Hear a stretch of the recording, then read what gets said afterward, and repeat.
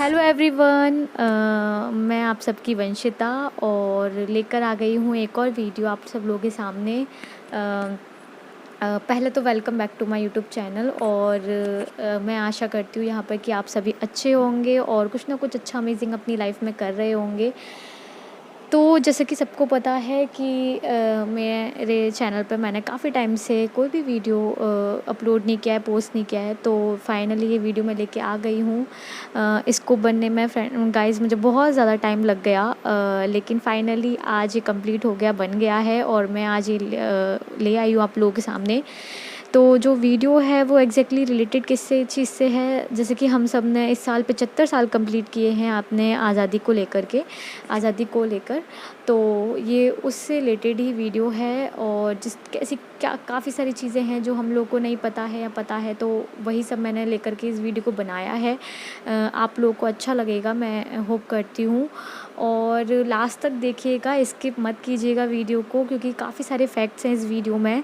आपको देख करके सुन करके अच्छा लगेगा, पता चलेगा। और मुझे कमेंट करके बताइएगा कि आपको कौन सी चीज़ है, कौन सा पार्ट है या फिर कौन सी बात है जो मुझे मेरी इस वीडियो में अच्छी लगी आप लोगों को। इनफैक्ट अगर आप लोगों को कुछ लगता है कि मुझे यहाँ पे इम्प्रूवमेंट करने की ज़रूरत है, यहाँ पे मेरे कुछ स्किल्स की कमी है, तो वो भी मुझे कमेंट करके बताइएगा। एंड येस, मुझे आने वाले वीडियोज़ में किस टॉपिक को लेकर के मतलब बात करनी चाहिए या वीडियो बनानी चाहिए, वो भी आप लोग मुझे कमेंट करके बताइएगा। और लाइक कर देना, शेयर कर देना। Thank you. Yes, guys. So number one fact is about our national flag. Yes, how India got its tricolor as a national flag. So basically start करने से पहले मैं बताऊं, जैसे कि अभी कैंपेन चल रहा है हैशटैग हर घर तिरंगा, और इसमें हमने इस कैंपेन के थ्रू अपने अपने घरों में नेशनल फ्लैग को होस्ट किया। लेकिन क्या आप लोगों को इससे रिलेटेड जो फैक्ट हैं वो पता है? शायद हम में से काफ़ी लोगों को पता हो और शायद हम में से काफ़ी लोगों को नहीं भी पता हो। तो आइए उन फैक्ट्स के बारे में बात करते हैं। तो बेसिकली जो हम अभी ट्राई कलर तिरंगा झंडा नेशनल फ्लैग देखते हैं वो हमें पोस्ट इंडिपेंडेंट इंडिया में मिला था, यानी कि आफ्टर 1947 में ये हमको मिला था। ठीक है, लेकिन इससे पहले जो फ्लैग यूज हुए थे, अलग अलग लोगों ने जिनको डिजाइन किया था, अलग अलग टाइम पे ये होस्ट हुए थे, अलग अलग ईयर्स में आए थे। तो ईयर बाय ईयर्स इनमें कुछ चेंजेस हुए, मॉडिफिकेशन हुआ। तो उसके बारे में हम बात करते हैं इसके बारे में। तो जो पहला फ्लैग था वो 1906 में आया था। यस, जिसको कैलकाटा फ्लैग भी बोलते हैं, और इसको होस्ट किया गया था 7 अगस्त को पारसी बागान स्क्वायर में। यस, इसको डिज़ाइन करने वाले दो लोग थे, वो थे सचिंद्र प्रसाद बोस और हेमचंद्र कानूंगो। और जो ये नेशनल फ्लैग देखने में कैसा लगता था, तो वो कुछ इस तरीके से दिखता था। मेरे राइट में जैसा इमेज आ रहा है, इस तरीके से। यस, बात करते हैं दूसरे नंबर पर जो 1907 में आया, और इसको 22 अगस्त इंटरनेशनल सोशलिस्ट कॉन्फ्रेंस में स्टुटगर्ट जर्मनी में पहली बार फहराया गया। इसको डिज़ाइन करने वाले जो इंसान थे वो थे विकाजी कामा, और इसको दी फ्लैग ऑफ इंडियन इंडिपेंडेंस का टैग भी दिया गया। और ये जो फ्लैग है वो कुछ इस तरीके से दिखता था। यस, नंबर 3 पर आगे ईयर्स में चलते हैं। तो 1917 में एक और फ्लैग आया, जो कि खास तौर पर डॉक्टर एनी बेसेंट और लोकमान्य तिलक के द्वारा जो होम रूल मूवमेंट चला था उसमें एज अ पार्ट यूज़ किया गया। और ये जो फ्लैग है वो कुछ इस तरीके से दिखता था। यस, ये होम रूल मूवमेंट में बेसिकली मेन सिंबल और एज अ फ्लैग यूज़ किया गया। तो आगे बात करते हैं। साल आ जाता है 1921। इस ईयर में एक शख्स थे पिंगाली वेंकैया नाम के, जिन्होंने एक फ्लैग, एक झंडा डिज़ाइन किया, जिसे गांधी जी ने अडॉप्ट किया या कह सकते हैं कि प्रमोट किया। तो ये कुछ इस तरीके से दिखता था। इसमें एक ऊपर वाइट बैंड ऐड किया गया जो कि पीस को शो करता था, सिंबलाइज करता था। और इसमें एक फ्लैग के मिड में बीच में ये जो चरखा दिख रहे हैं, ये चरखे को ऐड किया गया, जो कि इकोनॉमिक रिवाइवल का सिंबल था एट दैट टाइम। तो ये एक फ्लैग था जो नेशनल उस टाइम पे बहुत यूज़ में लिया गया, और उसके बाद आगे इसी में जो थे चेंजेस किए गए। इसी कड़ी में फिर आगे बढ़ते हैं तो साल आ जाता है 1931, जिसमें कांग्रेस की जो फ्लैग कमेटी थी उसने जो पिंगाली वेंकैया ने जो फ्लैग डिज़ाइन किया था उसी को रीडिज़ाइन किया गया, और उसमें जो कलर्स थे वो इस तरीके से स्टूट किए गए, मतलब इस तरीके से उनको लिया गया कि वो क्वालिटी को शो करें, नॉट एनी कम्युनिटी, वो किसी कम्युनिटी को नहीं दर्शाएं। तो जो इसमें सैफरन कलर था वो करेज के लिए था, वाइट कलर था वो पीस के लिए और ट्रुथ के लिए, और जो ग्रीन कलर है वो फेथ और स्ट्रेंथ को शो करता है, जिसे हम आज भी इसी तरीके से लेते हैं। आगे आते हैं साल 1947 में, यानी कि 1947 में जो मेन इम्पोर्टेंट इसमें चेंज आया वो आया, जो बीच में मिड में चरखा था उसको अशोक चक्र के द्वारा रिप्लेस कर दिया गया। और ये किसने किया? ये नेशनल फ्लैग कमेटी ने under the rule of our honourable president Rajendra Prasad के अंडर में किया गया। तो ये इसमें एक बहुत इम्पोर्टेंट चेंज आया, और ये हम आज तक देखते हैं कि कलर्स वही है, वो सबसे पहले केसरिया, सैफरॉन, वाइट और देन ग्रीन, और जो इसमें जो पहले चरखा यूज किया गया था उसको अशोक चक्र ने रिप्लेस कर दिया।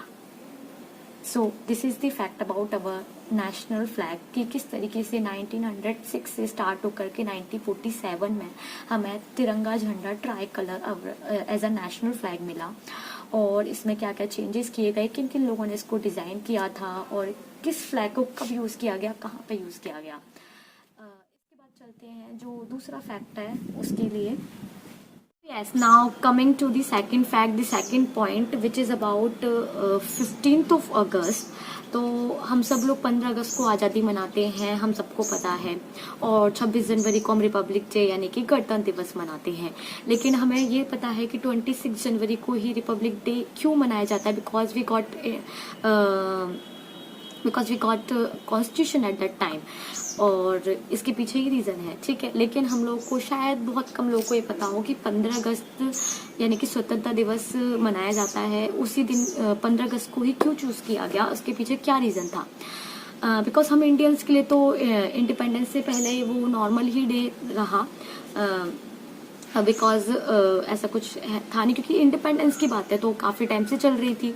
वर्ल्ड वॉर सेकेंड स्टार्ट हो चुका था, और mid of the world war second मतलब वर्ल्ड वॉर के क्या बोलते हैं काफ़ी तेज़ी से बात चलने लगी थी कि जब वर्ल्ड वॉर ख़त्म हो जाएगा तो इंडिया इंडिया को इंडिपेंडेंस मिल जाएगी।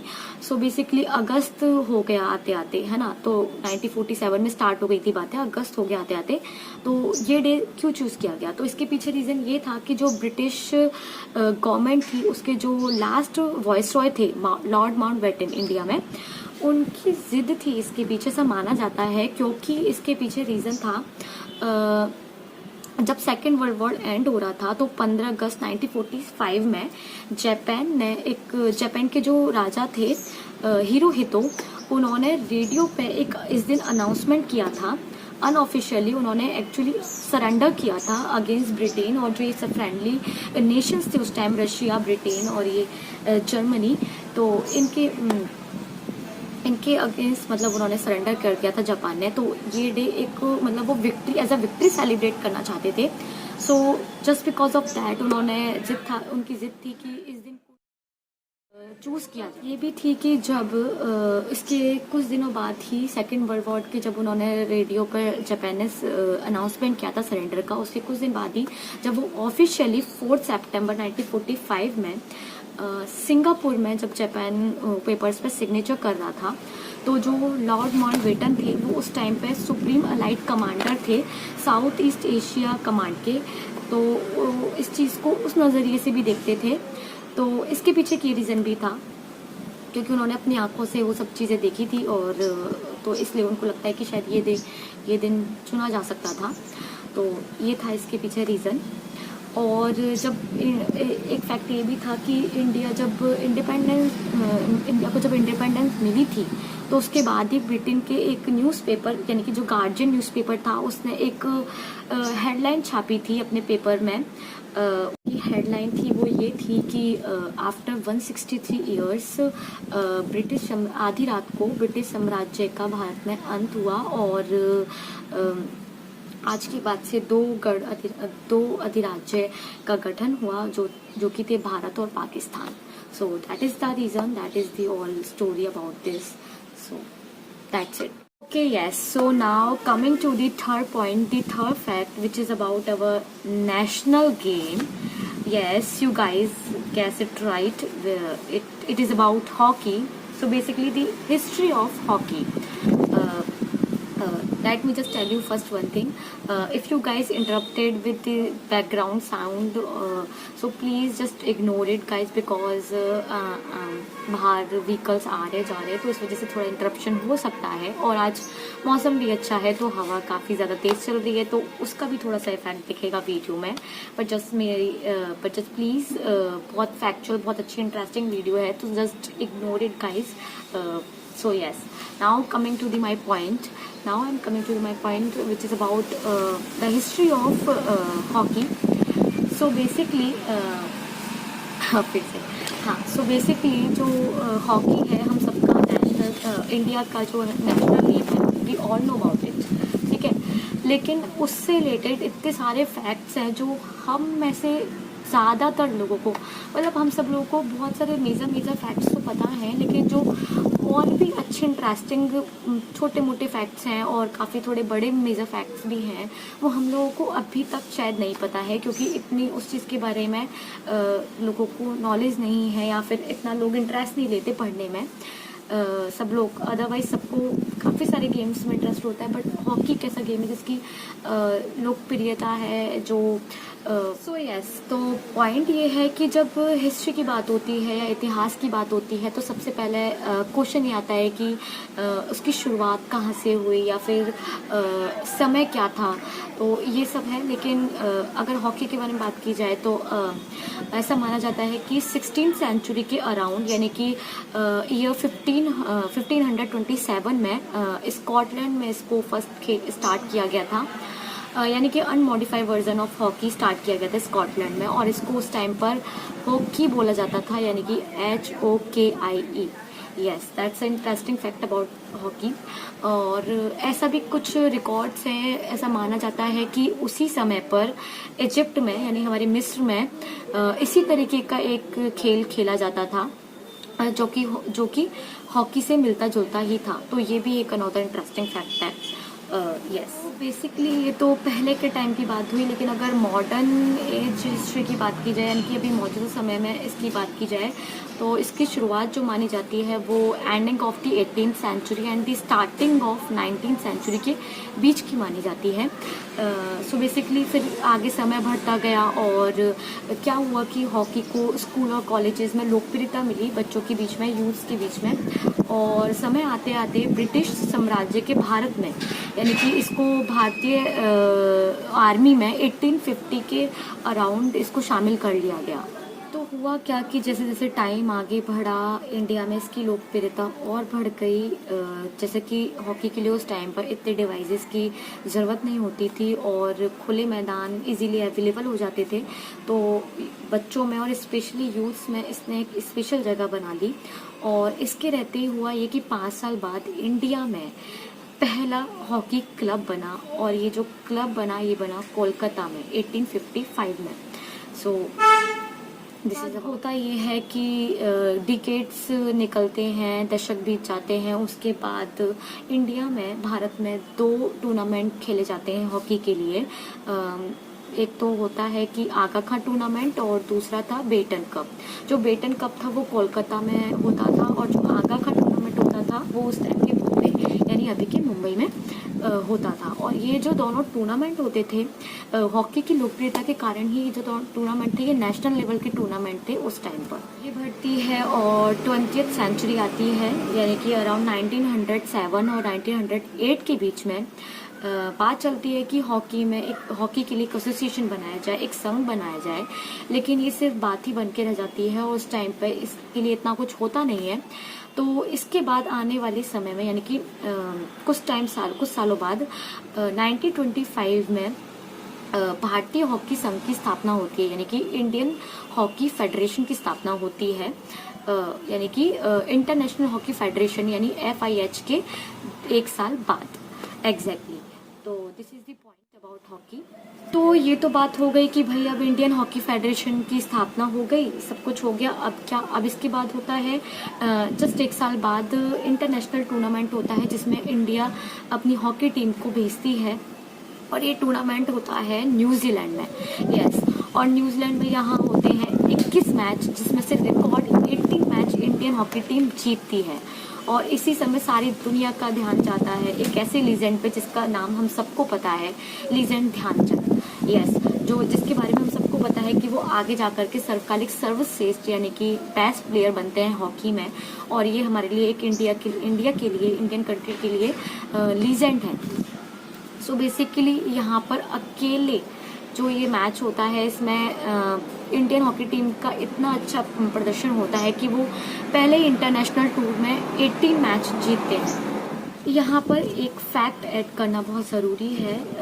होता ये कि 1924 में जो ओलंपिक गेम्स होते हैं उससे पहले जो हॉकी है वो सिर्फ ही ओलंपिक गेम्स में खेली गई होती है, एक तो 1908 में और एक 1920 में। तो इसके बाद क्या होता है कि जब 1928 में एम्स्टर्डम में जब ओलंपिक गेम्स होते हैं तो जो इंटरनेशनल हॉकी फेडरेशन यानी FIH जो है वो हॉकी को एक परमानेंट स्टेटस दे देती है ओलंपिक गेम्स में खेलने के लिए। तो यहाँ पे परमानेंट स्टेटस मिल जाता है हॉकी को कि वो ओलंपिक में खेली जाएगी अब से। हॉकी को इंटरनेशनल फेडरेशन द्वारा परमानेंट स्टेटस मिल जाता है ओलंपिक गेम्स में खेलने के लिए। तो इसके बाद यहाँ से स्टार्ट होता है भारतीय हॉकी टीम का एक गोल्डन एरा। और as we all know that कि इंडियन हॉकी टीम ने अब तक 8 गोल्ड मेडल्स अपने नाम किए हैं ओलंपिक गेम्स में, ये रिकॉर्ड है। तो जब हॉकी गेम को ओलंपिक में परमानेंट स्टेटस मिल जाता है तो होता ये है कि यही जो एम्स्टर्डम में जो ओलंपिक होते हैं 1928 में, इसमें इंडियन टीम अपना पहले ओलंपिक गेम खेलने जाती है जिसमें 5 मैचेस होते हैं, जिसमें 29 गोल्स इंडियन हॉकी टीम करती है और जिसमें अकेले रिकॉर्ड है कि 14 गोल्स जो होते हैं वो ध्यानचंद के होते हैं। और इसमें पूरे टूर्नामेंट में एक भी गोल इंडियन हॉकी टीम अपने खिलाफ नहीं खाती है। और होता यह है कि इंडिया टूर्नामेंट जो है वो जीतती ही नहीं है सिर्फ और सिर्फ, और गोल्ड मेडल अपने नाम करती है। इसके बाद होता यह है कि रिकॉर्ड हैट्रिक होती है गोल्ड मेडल्स की ओलंपिक्स में ध्यानचंद की कैप्टनसी में, यानी कि 1928 में गोल्ड मेडल आता है, 1932 में आता है और अगेन 1936 में आता है। तो ये 3 गोल्ड मेडल्स की हैट्रिक होती है ध्यानचंद की, लीजेंड ध्यानचंद की कैप्टनसी में, which is a very good interesting fact about Indian hockey team. इसके बाद क्या होता है, इसके बाद जब वर्ल्ड वॉर सेकेंड का एंड होता है और ओलंपिक अपनी वापसी करता है 1948 में, तो इंडिया एक और गोल्ड मेडल जीतती है। और इस टाइम इंडिया को एक स्टार प्लेयर मिलता है, एक लीजेंड मिलता है जिसका नाम था बलबीर सिंह सीनियर। यस, और उनके गेम में शामिल होने के बाद इंडिया एक और बार हैट्रिक करता है गोल्ड मेडल्स की, यह 1948 में, 1952 में और 1956 ओलंपिक में। और ये हैट्रिक इसलिए भी इम्पोर्टेंट होती है कि तब तक इंडिया में जो ब्रिटिश रूल है वो एंड हो चुका होता है, हम पूरी तरह से इंडिपेंडेंट हो चुके होते हैं। तो इसलिए ये इंडिया और इंडियन टीम के लिए बहुत इंपॉर्टेंट गोल्ड होते हैं। यस, इसके बाद क्या होता है कि समय बढ़ता है और टाइम टू टाइम जो इंडियन हॉकी टीम की जो प्लेस और पोजीशन है उसमें चेंजेस आते हैं। और यही बात आ जाती है 1958 के एशियन गेम्स की, जिसमें इंडियन टीम को सिल्वर मेडल मिलता है, यानी कि 1958 और 1962 में लगातार मतलब एशियन गेम्स में इंडियन हॉकी टीम सिल्वर लेके आती है। और यही थोड़ा सा परफॉर्मेंस में चेंज ला करके 1966 में वो गोल्ड मेडल अपने नाम करती है। अब क्या होता है कि 1968 आ जाता है, यानी कि 1968 ईयर में मैक्सिको में गेम होते हैं और जहां पर इंडियन टीम को ब्रॉन्ज मेडल मिलता है। और माना जाता है कि ये उस समय का सबसे ख़राब दौर था इंडियन हॉकी टीम के लिए, जहां मैक्सिको गेम्स में वो ब्रॉन्ज मेडल लेके आती है। अब इसके बाद क्या होता है कि जब 1974 में जो मेंस हॉकी तो खेली जाती है वर्ल्ड कप में, लेकिन इसके बाद 1974 में वुमेंस हॉकी भी ऐड कर दी जाती है, जिसमें इंडियन टीम यानी इंडियन वुमेन टीम भी पार्टिसिपेट करती है। वो ओवरऑल पूरे इवेंट में 4th पोजीशन पर रहती है। So this is. अब आ जाता है ईयर 1972, जिसमें होते हैं ओलंपिक गेम वापस से, और यहाँ पर इंडियन टीम जो है ब्रॉन्ज मेडल अपने नाम करती है। उसके बाद होता है हॉकी वर्ल्ड कप जो 1975 में, जहाँ पे हॉकी वर्ल्ड कप का खिताब इंडियन टीम वापस से अच्छी पोजीशन के साथ मतलब अपने नाम करती है। अब इसके बाद होता है एक सबसे बड़ा चेंज।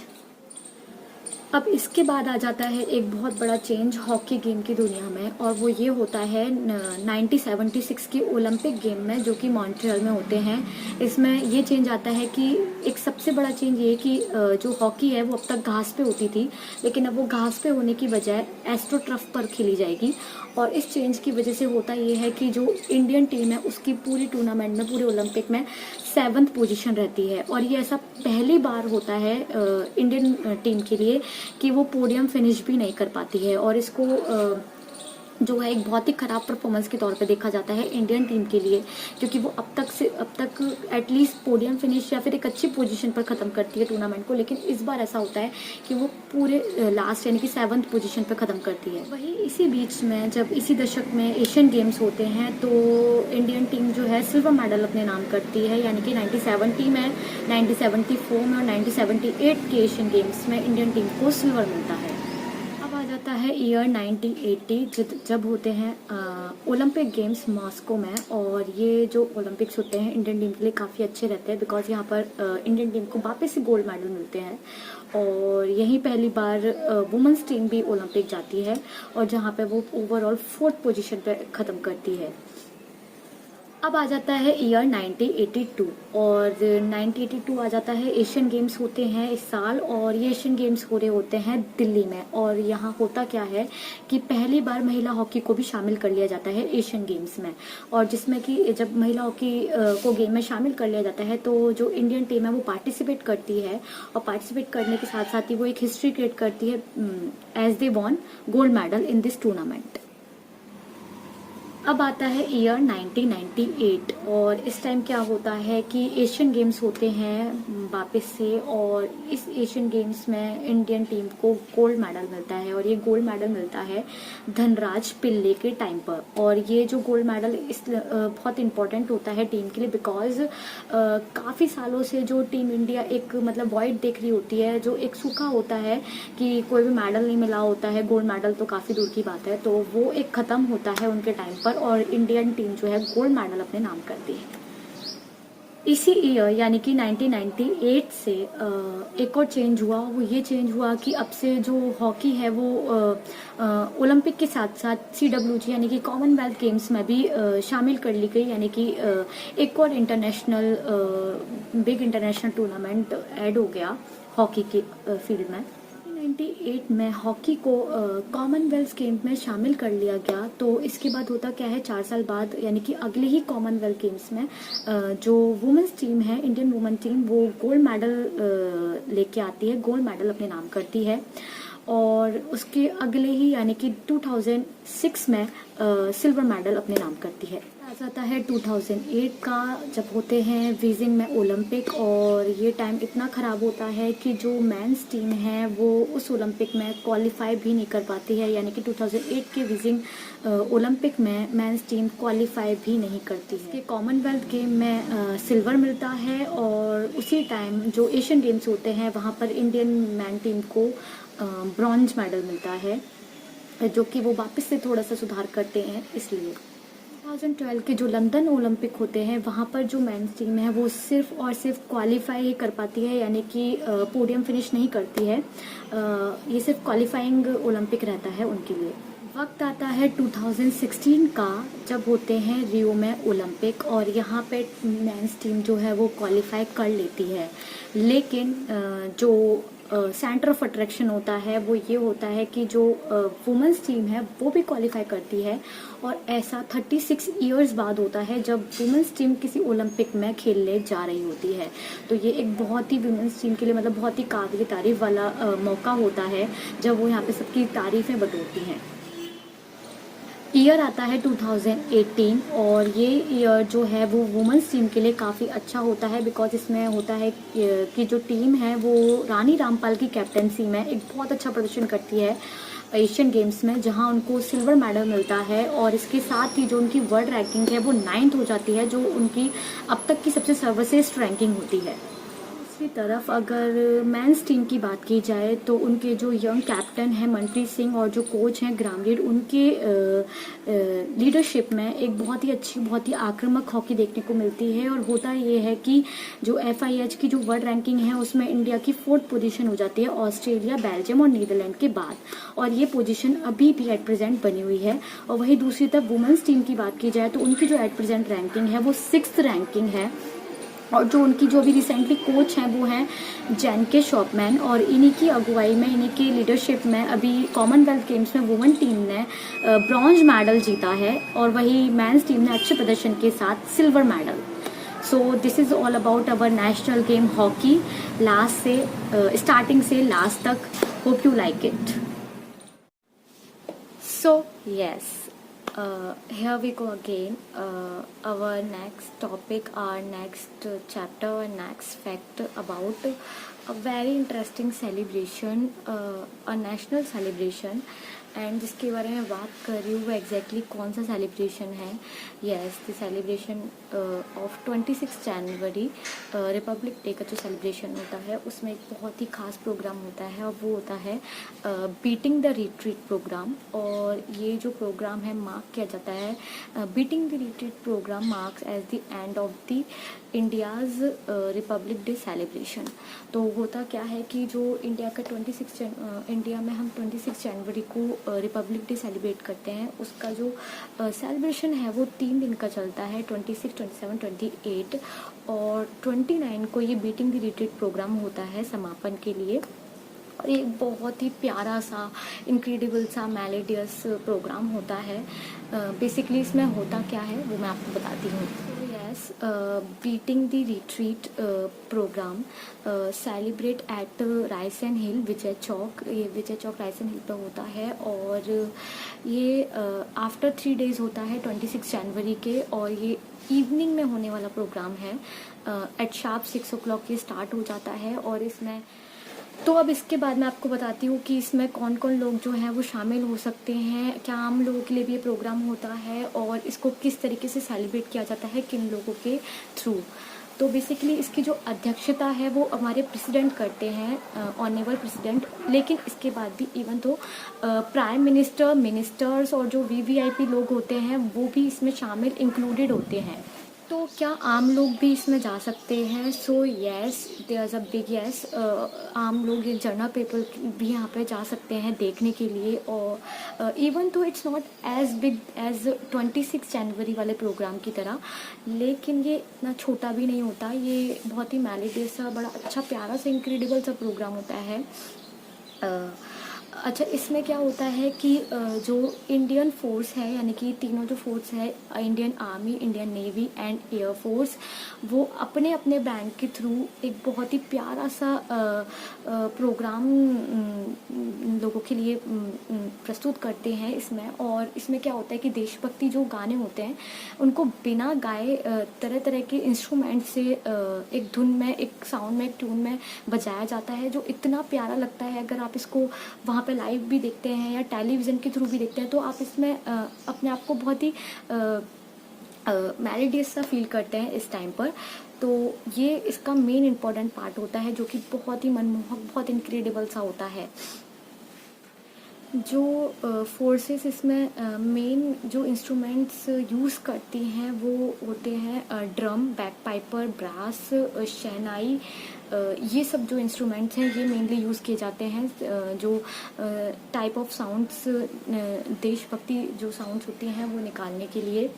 बेसिकली 4 पार्ट्स में डिवाइड होता है, जिसमें जो फर्स्ट पार्ट होता है उसमें ए और बी बॉक्स जो होता है वो जनरल लोगों के लिए होता है। सेकंड पार्ट में जो V1 और V2 बॉक्स होता है वो VIP लोगों के लिए होता है, और जो थर्ड पार्ट है वो VVIP यानी वेरी वेरी इंपॉर्टेंट लोगों के लिए होता है। और जो फोर्थ पार्ट है वो उससे भी जो इम्पोर्टेंट सेक्रेटरी होते हैं, उन सब जो इम्पोर्टेंट लोग होते हैं उनके लिए होता है।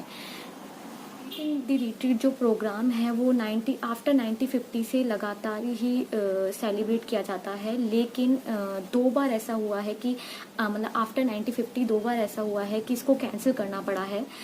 तब जब 26 जनवरी 2001 में गुजरात में जब अर्थक्वेक आया था, भूकंप आया था, तब इसको कैंसिल करना पड़ा था, इस प्रोग्राम को, बीटिंग द रिट्रीट को। और दूसरा तब जब लंबी बीमारी के चलते army research and referral hospital में वेंकट रमन की डेथ हो गई थी 26 जनवरी 2009 में। और ये जो वेंकट रमन है ये 8 प्रेसिडेंट ऑफ इंडिया भी रह चुके हैं, 8 नंबर के। और जो इनका वर्क ऑफ ड्यूरेशन रहा था वो 1987 से 1992 रहा था। तो इस वजह से भी बीटिंग रिट्रीट प्रोग्राम जो है वो एक बार कैंसिल करना पड़ा। तो this is all about beating the retreat programme. और अगर आप लोगों ने कभी भी ये प्रोग्राम टीवी पे या वहाँ लाइव देखा है तो प्लीज़ कमेंट करके ज़रूर बताइएगा, क्योंकि मैंने ये प्रोग्राम देखा है और मुझे टीवी पर, टेलीविज़न पर, और मुझे ये प्रोग्राम बहुत ही अच्छा लगता है। मुझे हर साल इस प्रोग्राम का वेट रहता है। So this is all about this celebration, this programme. Hi everyone, जैसे कि अभी हमारी पूरी सीरीज़ चल रही है वीडियो में डिफरेंट टॉपिक्स के बारे में, उनके हिस्ट्री से रिलेटेड, और मतलब बड़े इंटरेस्टिंग टॉपिक, जैसे कि चाहे हॉकी के ऊपर हो या फिर 15 अगस्त या फिर नेशनल फ्लैग, ये सारे इसी सीरीज़ में आगे बढ़ते हैं और एक और अच्छे से इंटरेस्टिंग से टॉपिक के बारे में बात करते हैं। और मेरा मानना तो मतलब ये है इस टॉपिक को लेकर के कि एक ऐसा टॉपिक है जिसके बारे में हम सब लोग इंटरेस्ट रखते हैं, मतलब चाहे थोड़ा थोड़ा ही बहुत बेसिक सा रखे, लेकिन सबको इंटरेस्ट होता है, ठीक है, इसके बारे में। और मतलब इंटरेस्ट तो क्या, मतलब आज का टाइम मतलब ऐसा हो गया है कि सबकी लाइफ में इतना रश है, इतनी एंग्जाइटी है, मतलब ये सब है, और स्ट्रेस है। तो सब क्या है कि हर वीकेंड पे सैटरडे संडे एंजॉय करना चाहते हैं। और मतलब और जिसमें कि बात हो अगर मूवीज़ की, सिनेमा की, तो मतलब वो तो फिर सबके लिए हर सैटरडे संडे का एक मतलब प्लान में शामिल ही होता है मोस्टली। और मतलब ये एक ऐसा टॉपिक भी है कि नॉट ओनली इन इंडिया, मतलब जो बॉलीवुड है जिसकी हम बात करने वाले हैं, Indian cinema, whole Indian cinema, तो ये एक ऐसा टॉपिक है मतलब जो मतलब not only in our country, ये एक वर्ल्ड वाइड बहुत सेंसेशन के तौर पर निकल के आया है। और सब लोग बॉलीवुड सॉन्ग्स हुए, चाहे इंडियन सिनेमा की डिफरेंट डॉक्यूमेंट्रीज़ हुई या कुछ भी हुआ, उसके लेकर के एक काफ़ी अलग सिनेरियो देखने को हमको प्रेजेंट वर्ल्ड में देखने को मिला है। तो चलिए इसके बारे में बात करते हैं। Yes, the topic is the history of Indian cinema. तो बड़ा मज़ा आएगा इसमें भी, लास्ट तक देखिएगा, बने रहिएगा। तो बात होती है ईयर 1896 की, ठीक है। 1896 ईयर होता है, और इस टाइम क्या होता है कि 2 बंदे होते हैं, मतलब जिनका नाम है रॉबर्ट पॉल और लुमियर, ठीक है। ये एक मूविंग पिक्चर की स्क्रीनिंग करते हैं लंदन में। इसी ईयर 1896 में ये एक मूविंग पिक्चर की स्क्रीनिंग करते हैं। उसके बाद से क्या होता है कि जो कमर्शियल सिनेमेटोग्राफी है उसमें एक सेंसेशन आ जाता है। सेंसेशन जो होता है वो नेशनल वाइज नहीं होता, वो वर्ल्ड वाइड मतलब सेंसेशन हो जाती है, ठीक है। हाँ, तो उस टाइम पे मतलब ये एक ऐसी मूविंग पिक्चर का स्क्रीनिंग करते हैं जिससे कमर्शियल सिनेमेटोग्राफी जो है वो एक वर्ल्ड वाइड सेंसेशन बन जाती है उस टाइम पर, ठीक है। अब इसी में आगे बढ़ते हैं। वैसे अगर बात करें तो साइलेंट फिल्म जो है, साइलेंट फिल्म का जो एरा माना जाता है वो इससे 6 साल पहले का माना जाता है, यानी कि 1890 से स्टार्ट हो चुका होता है। मतलब 1890 से 1920 तक का मतलब ये एरा माना जाता है साइलेंट फिल्म का, जब उस टाइम मूक फिल्में चलती थी, मतलब जिसमें सिर्फ एक्शंस होते थे और बोला कुछ भी नहीं जाता था। म्यूज़िक तो बहुत दूर की बात है, मतलब बोलते भी कुछ नहीं थे, मतलब डायलॉग्स वगैरह भी नहीं होते थे। तो ये तब उस टाइम एरा चलता था। उसके 6 साल बाद मतलब ये इनकी मूवी मतलब ये मूविंग पिक्चर ये इसकी स्क्रीनिंग करते हैं, ठीक है। और एरा जो होता है वो 80-90 से 90-20 के बीच में चलता है, मतलब, है ना। अब क्या होता है कि जैसे ये वर्ल्ड वाइड सेंसेशन हो जाती है, और इंडिया में क्या होता है कि उस टाइम ब्रिटिश रूल होता है, ठीक है। अब ब्रिटिश रूल होता है तो ये लोग क्या करते हैं, ये दोनों मिड 1896 में, यानी कि उसी ईयर में मिड मंथ्स में इस मूविंग पिक्चर की स्क्रीनिंग बॉम्बे में भी करते हैं, मतलब तब के बॉम्बे और अब के मुंबई में भी स्क्रीनिंग करते हैं। तो ये यहाँ पे भी काफ़ी मतलब चल जाती है, अच्छी चल जाती है, ठीक है। तो ये तो तब स्टार्टिंग की बात है। अब जब इरा स्टार्ट हुआ है, यानी 80-90, है ना, तब मतलब साइलेंट मूवीज़ तो स्टार्ट हो चुकी थी। लेकिन इसी के 1 साल बाद, यानी 1897 में एक स्टार थिएटर नाम का थिएटर होता है कोलकाता में, ठीक है।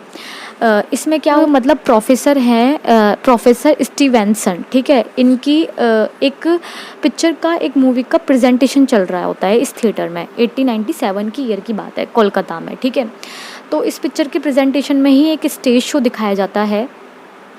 अब ये स्टेज शो की मैं बात क्यों कर रही हूँ, तो इसी में मतलब ये इम्पोर्टेंट क्यों है। एक इंसान होते हैं हीरा लाल सैन, मतलब एक इंडियन फोटोग्राफ़र हैं ये, हीरा लाल सैन नाम है इनका।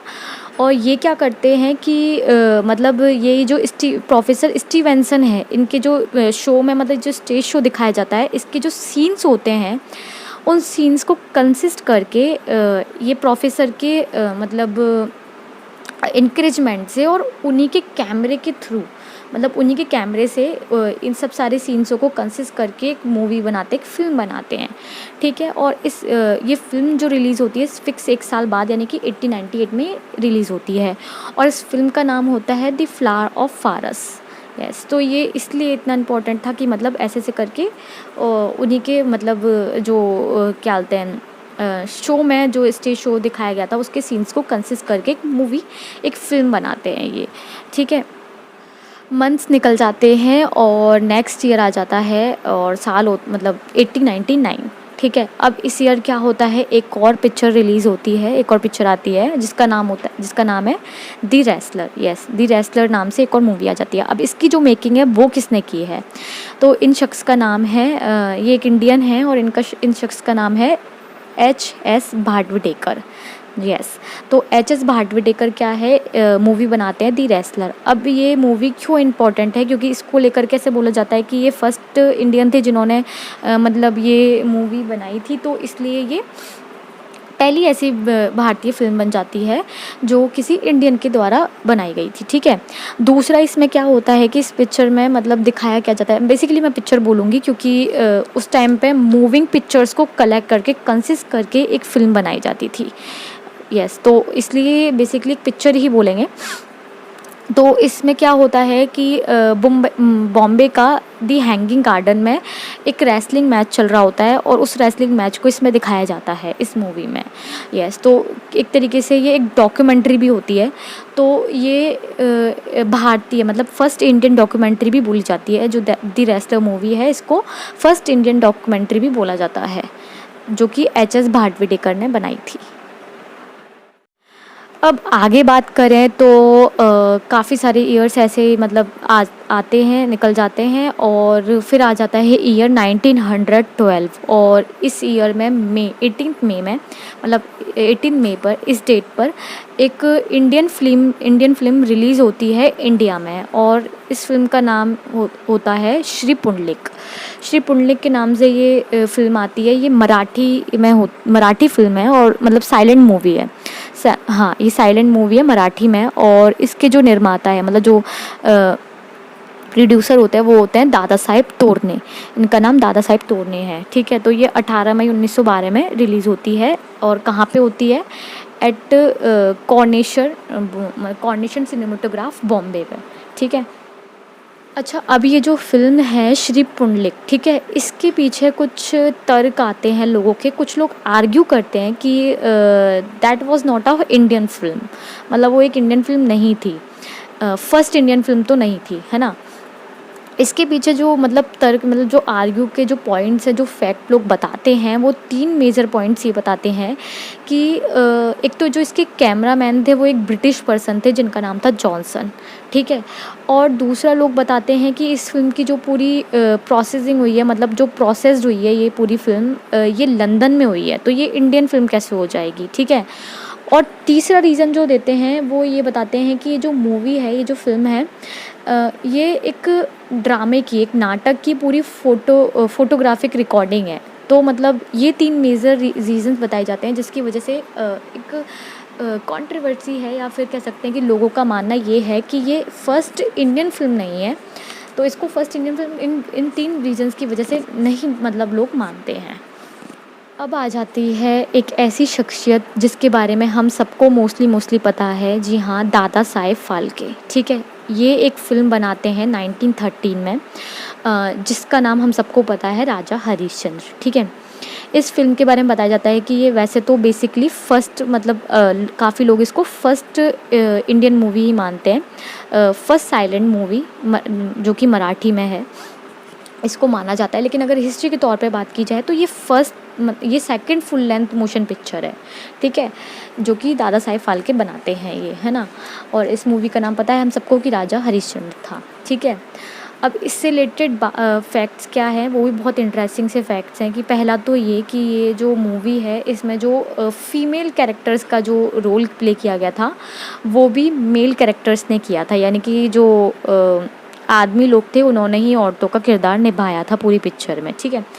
दूसरा बात ये आती है कि इसमें इस पिक्चर को बनाने के लिए ना संस्कृत के महाकाव्यों यानी कि एपिक्स ऑफ संस्कृत को कलेक्ट किया गया था इस मूवी को, इस पिक्चर को बनाने के लिए। ये भी एक इंटरेस्टिंग बात है। और तीसरा फैक्ट ये आता है कि उस टाइम की ये बहुत व्यावसायिक सफल मूवी रही थी, मतलब बिज़नेस के तौर पे भी काफ़ी अच्छी रही थी ये मूवी। और इसको जो रिलीज़ किया गया था, एक प्रिंट में रिलीज़ किया गया था। कहाँ पे रिलीज़ किया गया था? ये 3 मई 1913 में कॉर्नेशन सिनेमेटोग्राफ बॉम्बे में इसको रिलीज़ किया गया था लोगों के लिए।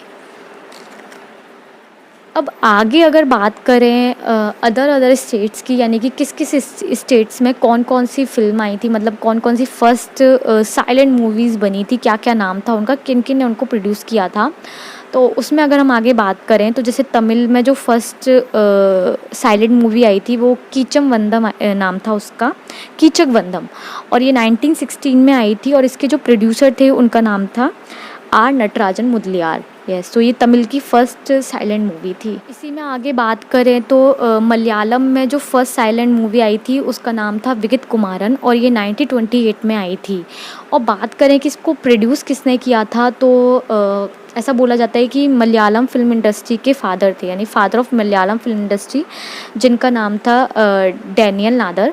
इन्होंने इसको प्रोड्यूस किया था। और इससे रिलेटेड एक और फैक्ट ये है कि इसमें जो पहली दलित अभिनेत्री को शामिल किया गया था। और सबसे बड़ी बात ये कि ये जो है ये भारतीय सामाजिक ड्रामा फीचर फिल्म थी, मतलब पहली भारतीय सामाजिक ड्रामा फीचर फिल्म थी। अब आगे बात करें तो ईयर आ जाता है 1919, और इस टाइम पे क्या होता है, एक कंपनी है एल्फिस्टन बायोस्कोप नाम से, ये मदन थिएटर्स प्राइवेट लिमिटेड में मर्ज हो जाती है, ठीक है। और बेसिकली देखा जाए ना तो मतलब ये जो दोनों कंपनियां हैं ये एक ही इंसान की हैं जो आपस में बाद में मर्ज होती हैं। यानी कि पहले मदन थिएटर्स लिमिटेड का इनॉग्रेशन होता है, बाद में ये एल्फिस्टन जो बायोस्कोप कंपनी है इसका, और फिर बाद में दोनों मर्ज हो जाती हैं। अब ये दोनों कंपनी होती किसकी है, ये एक फ़ारसी इंडस्ट्रियलिस्ट थे उस टाइम पर, जमशेदजी फ्रामजी नाम से। ये इनकी दोनों कंपनियां थी, मदान जी इनकी दोनों कंपनियां थी। तो ये बाद में मर्ज हो जाती हैं, और यही कंपनी जो है बाद में मिलकर के बहुत मतलब बंगाल की एक से एक लोकप्रिय फेमस साहित्यिक कृतियाँ जो हैं उनको मंच पर लेके आती है, ठीक है। जो 1917 में जो सत्यवादी राजा हरिश्चंद्र जो बनती है वो इसी कंपनी के थ्रू बनती है। और ये जो बेसिकली है ना, जो दादा साहेब फाल्के की जो राजा हरिश्चंद्र थी उसकी रीमेक होती है ये जो सत्यवादी राजा हरिश्चंद्र जो मूवी है ये। इसी बात में अगर आगे बढ़े तो एक शख्स हैं, उनकी चर्चा करना, उनके बारे में बताना बहुत इम्पोर्टेंट है, और इनका नाम था रघुपति वेंकैया, ठीक है। और ये जो थे मछलीपट्टनम नाम की एक जगह है, ये उस जगह से थे। अब हम बात कर रहे हैं हिस्ट्री ऑफ इंडियन सिनेमा। तो इस शख्स में ऐसा क्या था कि मतलब इनके बारे में डिस्कस किया जाए, इनका हिस्ट्री ऑफ इंडियन सिनेमा में क्या रोल रहा था उस टाइम पर। तो ये जो थे ना, इन्होंने मतलब ईयर 1909 से 1909 से इन्होंने मतलब एशिया के काफ़ी सारे फेमस जगहों पे मतलब यात्रा करना शुरू कर दिया था। और ये क्या है ना, सबसे बड़ी बात ये कि ये इंडियन आर्टिस्ट थे। तो इन्होंने जगह जगह जब ये घूमे, जब इन्होंने यात्रा की, वेंटिंग की, तो ये जो इंडियन सिनेमा के जो डिफरेंट एक्सपेक्ट थे, जो पहलू थे, इन्होंने जगह जगह जा कर के उनको शामिल करा। ठीक है, तो ये बहुत एक इम्पॉर्टेंट बात है। फिर जो मद्रास उस टाइम पे हुआ करता था, तो मद्रास के जो काफ़ी सारे सिनेमा घर थे, उन्होंने सिनेमा घरों का निर्माण करवाया, उनका स्वामित्व था इनके पास। ठीक है, दूसरा पॉइंट ये था कि तमिल के जो ये हैं फादर ऑफ सिनेमा, मतलब फादर ऑफ तमिल सिनेमा बोले जाते हैं, उनका श्रेय दिया जाता है, क्योंकि वहाँ पे भी इन्होंने काफ़ी सारे इंपॉर्टेंट एस्पेक्ट मतलब रोल मतलब की निभाए थे। ठीक है, जो फर्स्ट द्विभाषी यानी कि बायलैंग्वेज वो थी, टॉकी थी, जो क्या बोलते हैं, कालिदास, तमिल और तेलुगु में, वो भी इन्हीं के द्वारा निर्माण की गई थी, उसके भी यही प्रोड्यूसर थे। ठीक है, अब जो फर्स्ट दक्षिण भारत का यानी कि साउथ इंडिया का जो सिनेमा घर था मद्रास में, उसका भी जिसका नाम था नटराज मुदलियार। ठीक है, उसका भी मतलब फर्स्ट नॉट सिनेमा घर स्टूडियो, सॉरी नॉट सिनेमा घर स्टूडियो, मतलब नटराज मुदलियार, उसकी भी मेकिंग इन्होंने, उसका भी निर्माण इन्होंने ही करवाया था। क्या है कि उस टाइम पर लोगों के बीच में ये मूवीज़, ये फिल्म्स फेमस कैसे हुई, तो मतलब क्या हुआ करता था कि मतलब अभी तक लोग मतलब मूविंग पिक्चर्स कंसिस्ट करी हुई, मतलब मूविंग पिक्चर्स से बनी हुई पिक्चर्स देखते थे। उसके बाद ये साइलेंट मूवीज़ का दौर आया, एरा आया। तो इस टाइम पे क्या होता था कि लोगों का ये बड़ा अच्छा मतलब इंटरटेनमेंट का एक सोर्स बन गया था। लोगों को अच्छा लगता था देखना। और सबसे बड़ी बात ये कि उस टाइम पर लोगों के मतलब जो सिटीजन्स ऑफ इंडिया हैं, उनके लिए ये एक बहुत मतलब किफ़ायती भी था, मतलब ज़्यादा उनके जेबों पे भारी नहीं पड़ता था। उस टाइम पे एक फ़िल्म देखने के लिए लोगों को एक आना देना पड़ता था। और अगर एक आने की बात की जाए कि कितना होता था, तो मतलब 1 रुपये का 16वां हिस्सा यानी कि 16 पार्ट ऑफ 1 रुपी एक आना माना जाता था। तो उस टाइम पे एक आना इतना नहीं था लोगों के लिए, तो मतलब लोगों के बीच में काफ़ी फेमस, काफ़ी लोकप्रिय हो गई थी ये जो फ़िल्म्स हैं, साइलेंट फ़िल्म्स हैं। अब इसी में आगे बढ़ते हैं, तो जो साइलेंट फिल्म्स हैं उनका लगभग जो इरा है, दौर है, वो ख़त्म सा होता है और ईयर आता है 1927। अब इस टाइम पे क्या होता है कि ब्रिटिश गवर्नमेंट का रूल होता है इंडिया में, तो उनके माइंड में चीज़ आती है कि क्यों ना मतलब इंडियन मार्केट जो है वहाँ पर, मतलब उस टाइम पे क्या ना कि अमेरिका और ब्रिटेन में भी थोड़ा सा कंपटीशन सा था कि मतलब हमारा फिल्म मतलब काफ़ी सारी चीज़ों को लेकर के। तो उस टाइम पे उनके माइंड में एक चीज़ आती है कि जो इंडियन मार्केट है वहाँ पर अमेरिकन फिल्म्स की बजाय ब्रिटिश जो फिल्म्स हैं, ब्रिटेन की जो फिल्म्स हैं उनको ज़्यादा प्रमोट किया जाए, उनको ज़्यादा इंक्रीजमेंट मिला जाए। जैसे क्या होगा कि जो ब्रिटिश फिल्म है उनको उनका जो मार्केट में है एक उनको इंक्रीजमेंट मिलेगा और अच्छा खासा पैसा मिलेगा ऑब्वियसली।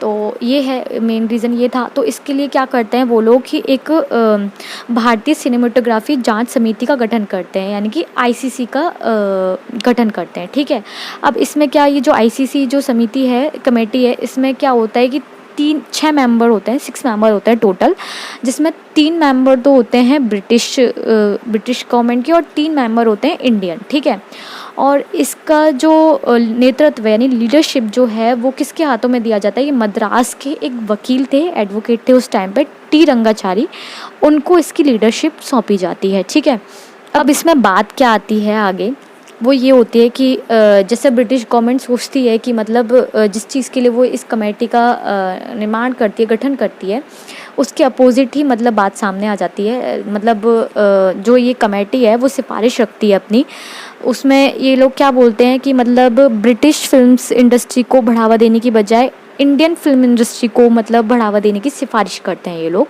तो मतलब उसमें क्या होता है कि इंडियन फिल्म्स को ही मतलब ज़्यादा से ज़्यादा वो किया जाए, प्रमोट किया जाए, इंक्रेज किया जाए, तो इसके लिए ये सिफारिश करते हैं। तो इसका नतीजा यानी कि इसका रिज़ल्ट जो निकल के आता है वो ये आता है कि जो ब्रिटिश गवर्नमेंट है वो इस कमेटी की जितनी भी सिफारिश होती हैं, जितने भी सुझाव होते हैं, उनको स्थगित कर देती है, यानी कि कोई भी जजमेंट नहीं देती है। तो ये एक मतलब मतलब बड़ी ख़राब चीज़ होती है इंडियन फिल्म इंडस्ट्री के लिए उस टाइम पर। अब आगे बढ़ते हैं और जैसे कि मैंने बताया कि साइलेंट फिल्म्स का धीरे धीरे दौर ख़त्म होता है और अब शुरू होता है दौर टॉकीज़ का, यानी एरा ऑफ टॉकीज़, जो लगभग एक डिकेड तक चलता है, लगभग 10 ईयर्स 1930 टू 1940 तक। तो अब बात की जाए कि टॉकीज़ जो हैं बेसिकली क्या मतलब किस टाइप की फ़िल्म होती हैं। तो जैसे कि पहले बिल्कुल साइलेंट फ़िल्म्स चलती थी, लेकिन इसके बाद क्या होता है कि ये जो टॉकीज़ जो आती हैं इसमें क्या होता है कि एक टाइप की मोशन पिक्चर्स चलती है, लेकिन मतलब विद सिंक्रोनाइज साउंड ट्रैक, यानी कि अब पीछे एक साउंड ट्रैक भी चलेगा जो पिक्चर चल रही है उसके साथ साथ। तो वो बेसिकली टॉकीज़ होती थी।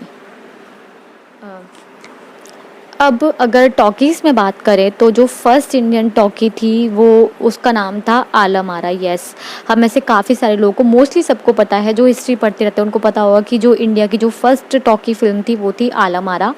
और ये कब आई थी? ये आई थी 14 मार्च 1931 में। और जो इसके प्रोड्यूसर थे उनका नाम था अर्देशीर ईरानी। येस, ये शख्स थे जिन्होंने मतलब इसको प्रोड्यूस किया था इस फिल्म को। और अगर इन्हीं अर्देशीर ईरानी के बारे में बात करी जाए, अगर ये शख्सियत ऐसे थे जिन्होंने जो मैंने बताया था अभी कुछ देर पहले ही, कालिदास नाम से एक बायलैंग्वेज टॉकी आई थी जो कि तमिल और तेलुगु दोनों लैंग्वेज में थी। उसको भी प्रोड्यूस करने वाले यही थे, इन्होंने ही उसको प्रोड्यूस किया था और इसका निर्देशन एच.एम. रेड्डी ने किया था। अदर स्टेट्स में बात करें तो बंगाल की, जैसे बंगाल में तो बंगाल की जुमाई सिस्टी नाम से एक टॉकी आई थी। ये फर्स्ट बंगाली टॉकी थी जिसके बारे में बताया जाता है। यहाँ पर बीच में एक शख्स के बारे में ऐड करना बहुत ज़रूरी है, क्योंकि ये भी इंडियन सिनेमा की जो हिस्ट्री है उसमें एक इम्पॉर्टेंट रोल प्ले करते हैं। इनका नाम था चित्तौड़ वी नागैया।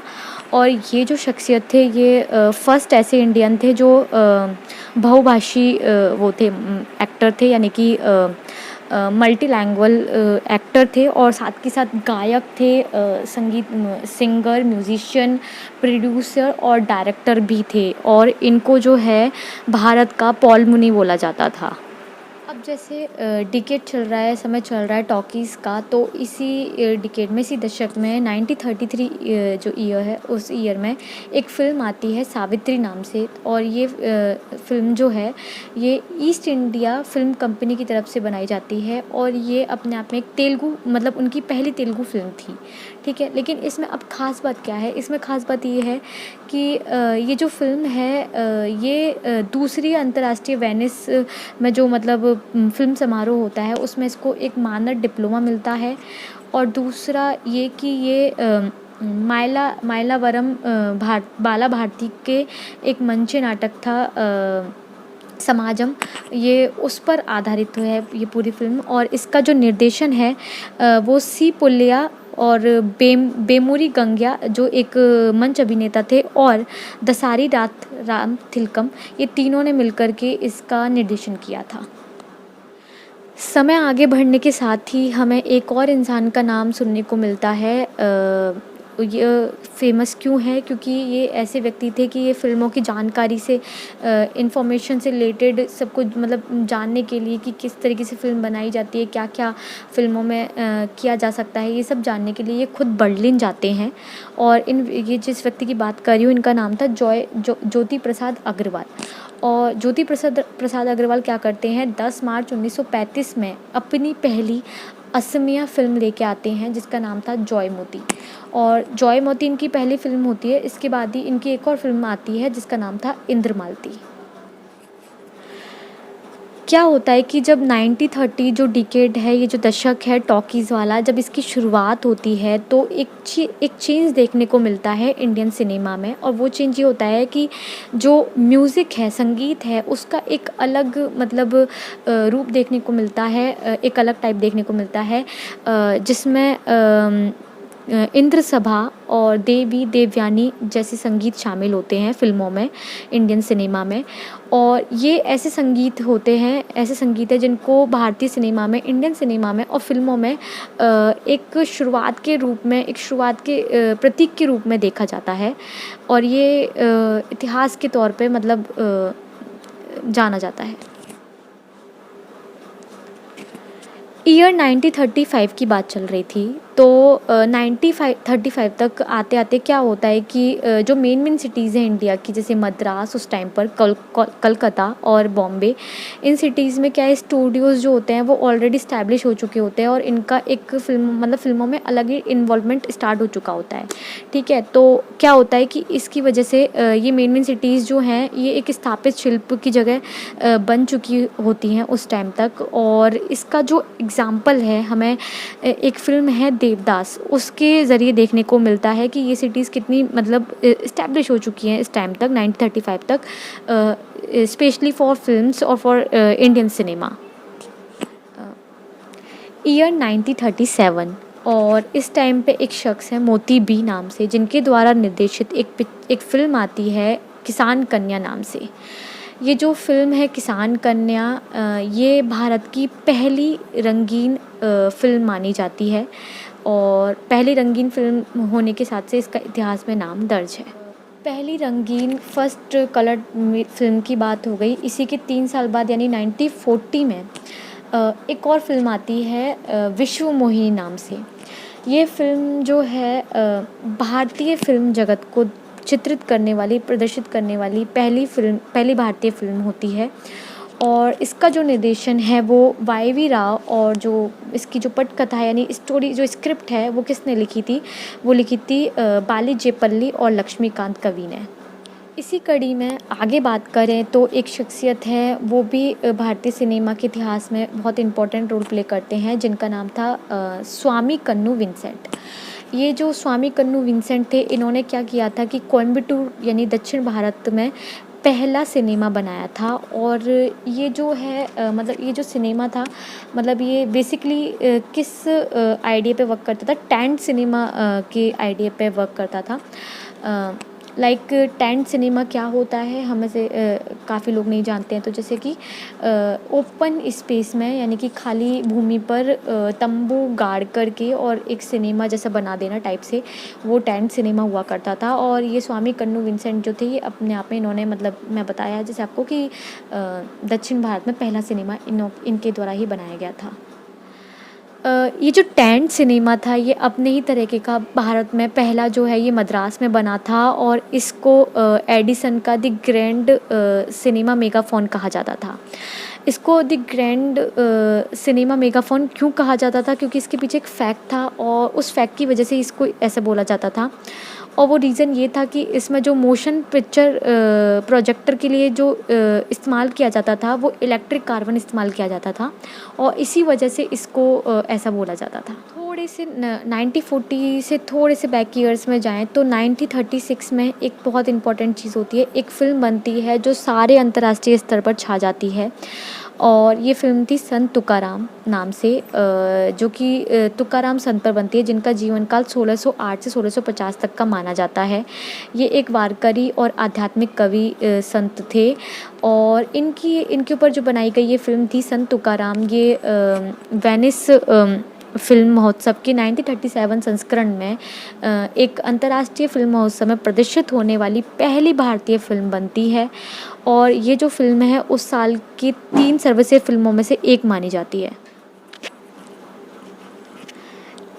इसी तरीके से उस टाइम पर काफ़ी सारी फ़िल्म्स बनती थी जो हमारे सामाजिक परिवेश को दिखाती थी, सांस्कृतिक परिवेश को दिखाती थी, कल्चर को दिखाती थी। लेकिन सबसे मेन इम्पॉर्टेंट मुद्दा उस टाइम पर ये रहता था कि जो आसपास हमारी सामाजिक समस्याएं चल रही हैं उनको प्रदर्शित किया जाए, उनको लोगों को दिखाया जाए। और ऐसा नहीं है, मतलब उस समय पे सामाजिक समस्या में मेन तो यही रहता था कि ब्रिटिश गवर्नमेंट से रिलेटेड फ़िल्म या फिर ब्रिटिश गवर्नमेंट्स क्या अत्याचार कर रही है या फिर किस तरीके से चीज़ें चल रही हैं, ये दिखाया जाता था। और ऐसा नहीं है कि ज़्यादातर फ़िल्में दिखाई जा रही हों, उनमें से काफ़ी सारी फ़िल्म ऐसी होती थी कि जिनको उसी टाइम पर ब्रिटिश गवर्नमेंट या ब्रिटिश एडमिनिस्ट्रेशन द्वारा प्रतिबंधित कर दिया जाता था। और इन्हीं फ़िल्मों में से एक फ़िल्म थी जिसका नाम था रायथू विड्डा, और इसका जो सह निर्माण या सह निर्देशन किया था वो गुड्डावली राम ब्रह्मम ने किया था। और ये फ़िल्म जो आई थी 1938 में आई थी, लेकिन इसको प्रतिबंधित कर दिया गया था ब्रिटिश एडमिनिस्ट्रेशन के द्वारा। और इसका रीज़न ये था क्योंकि इस फ़िल्म में उस टाइम पर जो ब्रिटिश गवर्नमेंट के रूल में उस टाइम पे जो ज़मींदार हुआ करते थे, ज़मींदार बेसिकली ज़मींदार और जो छोटे किसान थे, उनके बीच में एक विद्रोह चल रहा था और उस विद्रोह को इस फ़िल्म में प्रदर्शित किया गया था। तो इसी वजह से ब्रिटिश गवर्नमेंट ने, ब्रिटिश एडमिनिस्ट्रेशन ने इस फ़िल्म को प्रतिबंधित कर दिया था।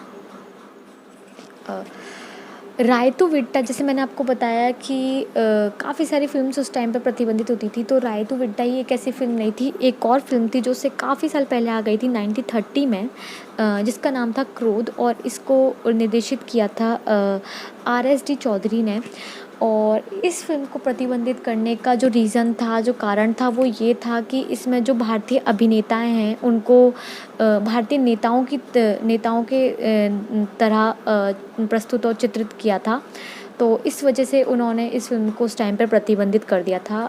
I don't know why, but it is okay. तो अब जो है 1930 वाला एरा या 1930 वाला डिकेड है वो ख़त्म हो चुका है और अब शुरुआत होती है एरा 1940 यानी डिकेड 1940 की। और इस टाइम पे क्या चेंजेस आते हैं, तो इस टाइम पे जो इंडियन सिनेमा है उसके सिचुएशन स्टेटस सब कुछ चेंज हो चुका है। और इस टाइम तक ऐसा माना जाता है जो साउथ इंडियन सिनेमा है वो इंडियन सिनेमा का लगभग आधा हिस्सा अपने नाम कर चुका है, मतलब आधा हिस्सा लगभग साउथ इंडियन सिनेमा में माना जाता है।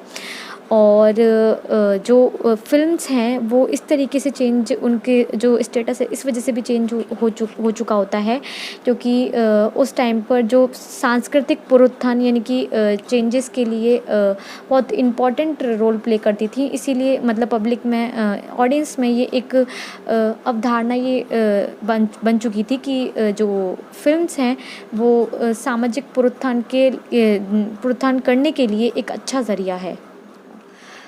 इसके बाद एक इम्पॉर्टेंट बात आती है, वो ये कि एक स्लोग यूज़ किया जाता है भारतीय मसाला फ़िल्म। तो भारतीय मसाला फ़िल्म से क्या मतलब है? एक तरीके से इस शब्द का मतलब अगर देखा जाए तो ये होगा, ये निकाला जाता है कि एक मिक्स्ड स्टाइल, एक मिश्रित शैली जिसमें आप म्यूज़िक मतलब गीत यूज़ कर रहे हैं, डांस भी है और रोमांस भी है, और साथ के साथ तीनों को आपस में एक जोड़ करके कनेक्शन दिखाया जाए, ये इस टाइप की फ़िल्मों में होता था। और ये जो फ़िल्में हैं ख़ास तौर से सेकेंड वर्ल्ड वॉर के बाद बननी स्टार्ट हुई थी, भारतीय मसाला फ़िल्म जिनको बोला जाता है। अब इंडिपेंडेंस वाला टाइम आ जाता है, और इंडिपेंडेंस के बाद होता क्या है बेसिकली, इंडिया और पाकिस्तान का डिवाइडेशन हो जाता है, as we all know that. और इसमें सबसे इम्पॉर्टेंट चीज़ क्या होती है कि जो काफ़ी सारे अच्छे स्टूडियोज़ हैं वो पाकिस्तान चले जाते हैं, इवन काफ़ी सारे आर्टिस्ट भी पाकिस्तान चले जाते हैं। तो ये एक दोनों साइड का लॉस ही होता है उस टाइम पर। और इसके बाद ये जो डिवाइडेशन वाला यानी इंडिया पाकिस्तान का जो विभाजन है एक परमानेंट मुद्दा बन जाता है, भारतीय फ़िल्म एक सब्जेक्ट बन जाता है इंडियन फ़िल्म्स के लिए, जो ऑलमोस्ट अभी तक काफ़ी सारे फ़िल्म्स में दिखाया जाता है। आफ्टर इंडिपेंडेंस, भारतीय स्वतंत्रता के बाद क्या होता है, जो फ़िल्म उद्योग है यानी फ़िल्म इंडस्ट्री है उसकी जांच पड़ताल करने के लिए एक आयोग बनाया जाता है, एक आयोग का निर्माण करा जाता है, और इस आयोग का नाम था SK पाटिल आयोग, क्योंकि SK पाटिल इस आयोग के इस कमीशन के अध्यक्ष होते हैं, तो उनके नाम पर ही होता है। तो बेसिकली ये जब जांच पड़ताल करता है तो एक सिफारिश पेश करता है और वो सिफारिश होती है फिल्म वित्त निगम बनाने की, यानी कि FSC। तो बेसिकली इसमें इसके अंदर क्या क्या चीज़ें रखी जाती हैं कि जो भी कोई फिल्म निर्देशन करना चाहता है उसको वित्तीय सहायता जैसी प्रदान की जाने ऐसी चीज़ें रखी जाती हैं। लेकिन इसको मतलब एक्सेप्ट करते करते 1960 ईयर हो जाता है, यानी कि 1960 में इसको एक्सेप्ट किया जाता है। और तब बनाया जाता है फिल्म वित्त निगम, जो कि क्या बोलते हैं SK पाटिल आयोग द्वारा सिफारिश किया गया था उस टाइम पर। ईयर 1948, और इस ईयर में इंडियन गवर्नमेंट एक ऐसे फिल्म प्रभाग की स्थापना करती है जो मोर देन 200 स्मॉल डॉक्यूमेंट्रीज़ का निर्माण करते हैं एनुअली इनका उत्पादन होता है। और ये क्या है कि विश्व की सबसे पहली निर्माताओं में से एक बन जाती है, दुनिया की सबसे बड़ी डॉक्यूमेंट्री निर्माताओं में से एक बन जाती है। और हर एक डॉक्यूमेंट्री को 18 लैंग्वेजेस में भी प्रदर्शित किया जाता है, दिखाया जाता है। और इसमें क्या होता है कि देश भर में जो स्थायी फिल्म थिएटर हैं उसके लिए 9000 प्रिंट भी उस टाइम पर दिए जाते हैं। इसके बाद ही एक आंदोलन के बारे में बात करते हैं। बहुत फेमस आंदोलन था उस टाइम पर, इप्टा आंदोलन, यानी कि फुल फॉर्म की बात किया जाए तो इंडियन पीपल्स थिएटर एसोसिएशन नाम से ये इप्टा आंदोलन था। और ये एक साम्यवादी झुकाव वाला आंदोलन था, यानी कि कम्युनिस्ट विचारधारा वाला। और एक कला आंदोलन था बेसिकली ये उस टाइम पर। और इस आंदोलन ने जो आकार स्वरूप लेना शुरू किया था वो 1940 से लेकर के 1950 के दशक में लेना स्टार्ट किया था बेसिकली। इप्टा आंदोलन इस तरह की विचारधारा सोच वाला था, यथार्थवाद वाला, यानी कि तो इस टाइम इसमें ऐसे काफ़ी सारे नाटक और फिल्म्स बने थे जो उस टाइम पे बहुत फेमस भी हुए थे, जिनमें से एक था नवन्ना नाम से 1944 में आया था विजन भट्टाचार्य के द्वारा। और ये नाटक जो था एक यथार्थवाद की बेसलाइन जिसे कहते हैं ज़मीन तैयार की थी इस नाटक ने। और इसका एग्जाम्पल हमें आगे 1946 में देखने को मिलता है, जब क्या ख्वाजा अहमद अब्बास का धरती के लाल यानी कि पृथ्वी के पुत्र का रूप में देखा जाता है। ये काफ़ी फेमस थे उस टाइम पर नाटक। आगे भी इप्टा आंदोलन ने अपनी यथार्थवाद वाली जो सोच थी, जो विचारधारा थी, उस पर ज़ोर देना जारी रखा। और भारत की काफ़ी सारी फेमस प्रस्तुतियों में के बीच में से काफ़ी सारी ऐसी प्रस्तुतियाँ दी उस टाइम पर जो बहुत फेमस हुई, जिनमें से दो थी, एक हमारी प्यासा और दूसरी थी मदर इंडिया, जो काफ़ी फेमस, अभी तक काफ़ी फेमस फिल्म्स हैं। ये एक इप्टा आंदोलन के जो सोच विचारधारा थी यथार्थवाद वाली, उसी पर आधारित उसी की देन फिल्म है। इसके बाद ऐसा बोला जाता है कि 1940 से 1960 तक का जो टाइम पीरियड था, जो एरा था, वो इंडियन फिल्म्स के लिए एक गोल्डन टाइम था, गोल्डन पीरियड था। और जो भारतीय इतिहासकार हैं वो भी इसको इसी रूप में बताते हैं कि ये जो टाइम है ये गोल्डन एरा, गोल्डन पीरियड था इंडियन फिल्म्स के लिए। और इसके बाद का जो टाइम है 1960 बाद का जो टाइम है, हाँ, rest we all know about that Indian cinema, the great Indian cinema. So that's over about this video, और I hope you guys like it। और आप सब ने एंड तक देखी है ये फिल्म, उसके लिए बहुत फिल्म बोल रही हूँ मैं, ये वीडियो, उसके लिए बहुत बहुत थैंक यू और ग्रैटिट्यूड शो करती हूँ सबके लिए। और आपको कौन सा पार्ट अच्छा लगा इस वीडियो में, या फिर ऐसी क्या चीज़ है जो मैंने मिस कर दी, आप लोगों को पता है, वो आप कमेंट करके प्लीज़ बताइएगा। और मुझे कहाँ कहाँ पे सुधार करने चाहिए, कहाँ कहाँ चीज़ें अच्छी हैं, वो भी प्लीज़ बताइएगा। और thank you. I hope you guys all okay.